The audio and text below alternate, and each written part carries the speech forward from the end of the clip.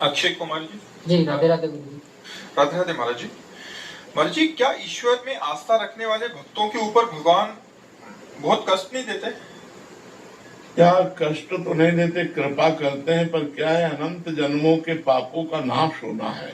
जिस जन्म में भगवान की प्राप्ति होनी है, तो अब जितने हमारे सब कूड़ा करकट जमा है वो सब इसी जन्म के भोगने में आएंगे। तो दिखाई देता है कि यार भक्त को बहुत कष्ट है, पर ये सब इसलिए है कि हमारा जन्म आखिरी है। अब हमारा जन्म भगवान की कृपा से होगा, कर्म बंधन से नहीं होगा। तो सब भुगताए जा रहे हैं।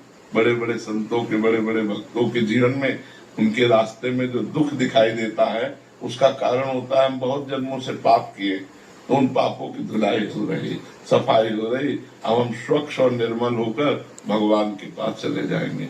और जिनको बहुत जन्म भोगना है, तो उनका थोड़ा थोड़ा ऐसे भोगते भोगते पशु पक्षी योनि, न जाने कौन कौन सी योनियों में जाना पड़ता है।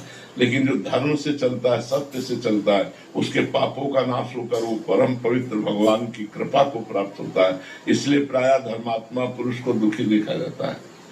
जो धर्म से चलता है उसमें समस्या ही समस्या दिखाए, और जो पाप है इसलिए समस्या नहीं कि अभी पाप कर रहा है, अब अनेकों जन्म भोगेगा, अनेकों जन्म, बहुत लंबा सफर है, इसलिए उसे थोड़ा थोड़ा भुगताया जाता है। और जिसका आखिरी जन्म होता है उसे सब पूरा हिसाब करवा के थोड़ा थोड़ा और भगवान के पास भेज दिया जाता है। पर इतना आनंद दिया जाता है हृदय में कि दुख का प्रभाव नहीं पड़ता।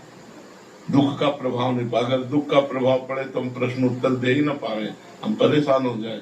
पर भगवान कृपा किए रहते हैं, तो जैसे समुद्र की तूफानी लहरों को उसका तट रोकता है, ऐसे भगवान की कृपा दुख को रोके रहती है। दुख है पर वो इतना विचलित नहीं कर पा रहा कि कुछ सेवा न बन पावे। यही भगवान की बड़ी कृपा है। महाराज जी,